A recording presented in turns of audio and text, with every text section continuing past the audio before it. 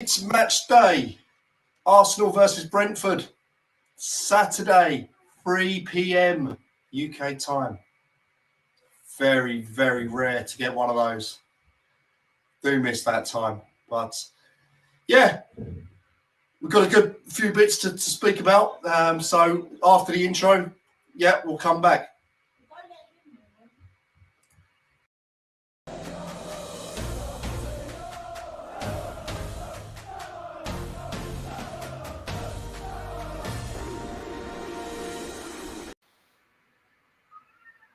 So, yeah, we move into the next game against Brentford, and yeah, in what is going to become a fast period for Arsenal now with the amount of games that will be coming.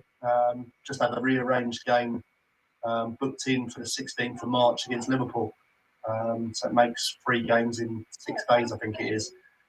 So. Yeah, it's really going to be crucial to get points on the board now because, yeah, once now we're going to start getting things left, right, and centre coming at us. It's going to be tricky, but we have to deal with it, and we've got to get it done. We've had a good rest, we've had a good chance to recharge, so now is our chance to shine and show what we can do. But yeah, this game. Obviously, the first game of the season was not the best for a variety of reasons through COVID. And obviously, our new signings hadn't come on board at the club. So it was a very kind of experimental lineup, I would say. That's the way I would describe how we lined up. We had obviously Balogun playing as a striker. So yeah, just one of those games where we knew it was going to be tough. We knew they could be riding a massive wave coming into the Premier League and have an absolutely buzzing atmosphere at their ground after coming back from COVID, as well as coming up into the Premier League. So, yeah, we knew it was going to be tough, and it was, and they done very well nullifying what we had at that point. And it's going to show, or it's going to hopefully show what or how far we've come as a group to actually go on and actually get the result that we really need today. So that's really.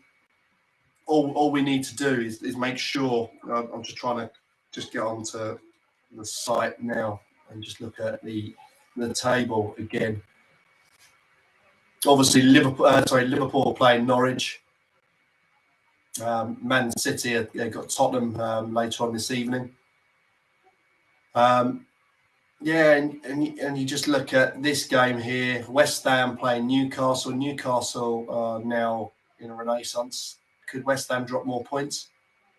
Again, if they do, that's making our position a lot stronger again. So you look at West Ham and then you look at Tottenham going away to Man City. And if both of those lose again, we're putting a really, really good opportunity, a performance to actually go and get 3 points. And we're suddenly seeing ourselves very, very well placed. And that's all we can do. If we just put things on, if we just put the points on the board, then we'll be all right. But that's all we have to do. Just get the points on the board, and then when we have to play those remaining games, one of those is Liverpool. Then, yeah, we can obviously get forward and actually start pushing. But we need points on the board first of all. And we go from there. A win today puts us on 42 points. That's already a point above West Ham with 3 games in hand. And then, yeah, if Tottenham lose, we're now 6 points. We'll be 6 points ahead of them on the same number of games. So, yeah, all in all, we're looking good. We've just got to back those players that are playing and get behind the whole thing, because they need a big push now, and certainly these home games are going to be really important. So we've got to at home, and if that spurs us on to pick up some points or some more points than we would get normally, then we need to do it. We need to do it all we can as fans.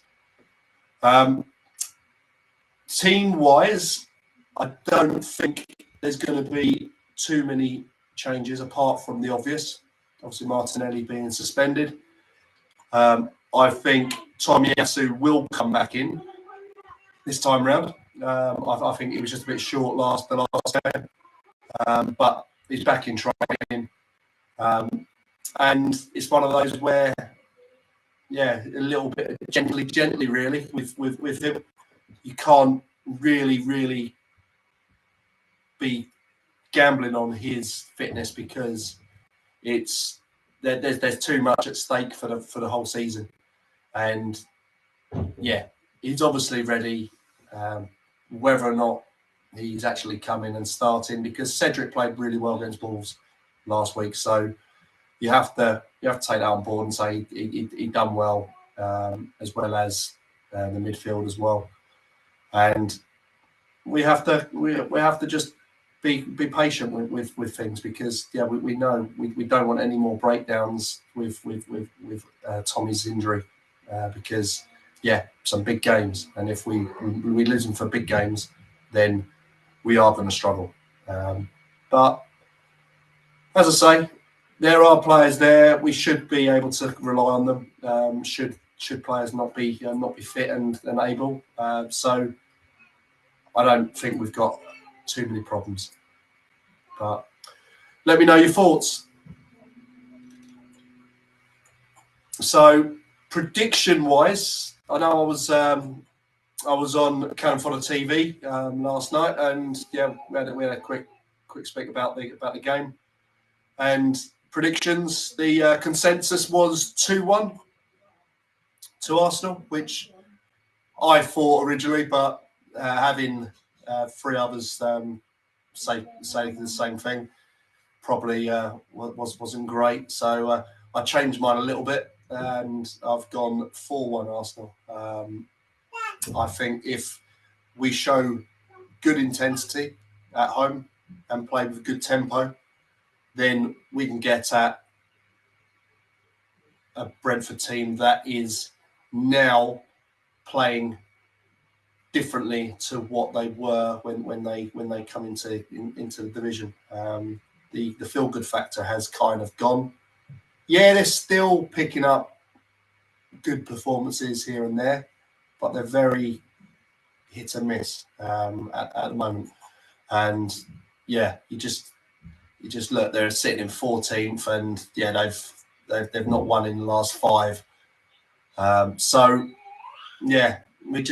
we have to be quick on them and really put the pressure on, because we've got to start well, and we've got to start fast. And if we can get an early goal, that means the game is in our hands, and we can actually start pushing and doing stuff and moving on with the game. And the longer the game goes, where it's a little bit niggly, it's a little bit slow, it's 0-0, then we run into that possibility of getting picked off with a counter attack, because that's what they're like. They can do it well. So we have to play to our strengths, and we've got to be wary of what they do as well, because they play with 3 at the back, and they've certainly done it well against us in the first game. But we just have to make sure. I kind of think almost like the blueprint performance was maybe say last week as well. I've been able to kind of just get around the sides of Brentford, because we've got to try and look at the big picture, and you think those middle areas are probably going to be very congested, and they're going to be very, very hard to play in, and certainly get results. So Can we get wide? Can we get the ball wide into those areas and then look to play through and around them? We've got the pace, certainly. And we've certainly got directness with Smith Rowe that probably will come in on the left. So it's certainly, we've got the players there to do what is needed. And it's about showing it, having the right application to do it and doing it in the right areas and making sure that we are solid defensively to cause problems and get the job done and be properly in the game. So we're focused and we're ready to take chances when they matter. We can't be going in and missing chance after chance because, we'll see another game like Burnley. And Burnley was a game we should have won with the chances that we created, but we didn't. And you have games like that, but you have to move on. And that's just football. That's just how it is. It's one of those.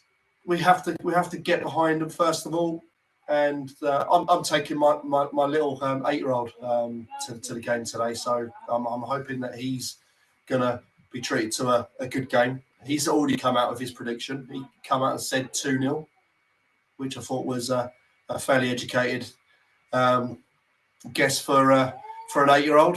He then said, maybe 2-1. I didn't even say my prediction, and that looks like it's a fair prediction. So I'm hoping that now everything is settled, we've got our players back, we can now get a rhythm and get that going. Does Pepe have a position to play, or does he have a role to play today? You look at it and you think maybe there is a chance. And Arteta's been kind of coming out and putting in a couple of feelers about how he's come back from the African nations and the attitude. And maybe has it dawned, has it clicked that he's in the last chance saloon? He's got to start doing something. Yes, so he's got to make sure that he comes into the team and actually does what he needs to do. So he's got a big few weeks, and that's all that matters really. And he's got to come in and he's got to show consistency. He's got to show confidence. With no problem, no one doubts his quality on the ball. He gets nominated by his teammates to say, like, who's the most skillful player? And Pepe's name comes up all the time. But it's then, what do you do with that skill when you're one-on-one facing a defender? And you're suddenly thinking, just go and beat the defender and be more direct. And sadly, he just goes a bit.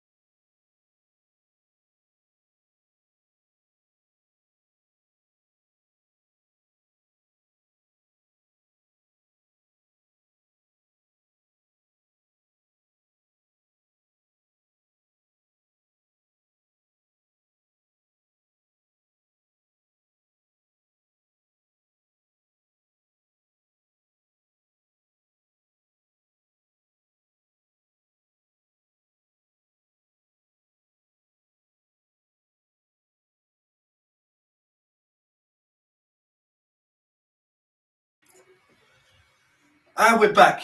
Sorry about that. That was a malfunction in the video room. Pepe, he has to show now, and certainly when he comes into the team, he's got to really, really put in the effort and be more direct, because it's just silly. But he's got skill there to do it. He's just got to show it, and that's the big thing with him. But is it too late? Quite possibly, because he has had the chances, and Arteta's probably seen enough, and he can probably see what Pepe can do, and gets frustrated that he isn't doing it.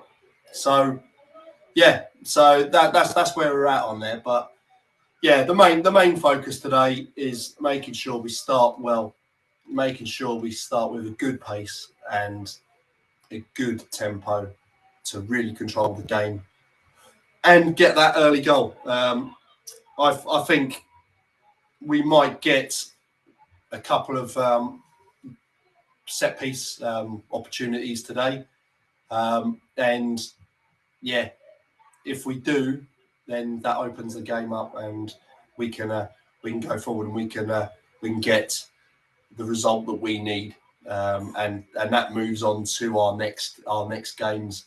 I've still got our little graphic there.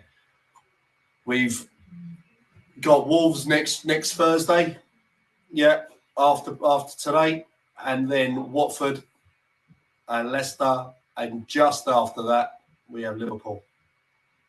And I think what we have is it's 8:15, I think it is, on the Wednesday, the Liverpool game, and then the Aston Villa game is the early kickoff on the Saturday, I think it is, which again, recovery times and turnaround times, it hasn't really helped Arsenal really on that side. But as I say, we've got to be ready for it and move on. So but I think that's it. I'm going to aim to now brave the aftermath of Eunice and get on the train. Obviously, I hope everyone going to the game is able to get on to transport. I know the train connections into London and the Great Northern Line are now open again, so that was good. I woke up this morning to see all train lines just cancelled, and no trains, even the underground, and I was like, how am I going to get there? So, but that's all sorted now, and we go on looking for a nice day with the boy, and come on Arsenal, up the Gunners.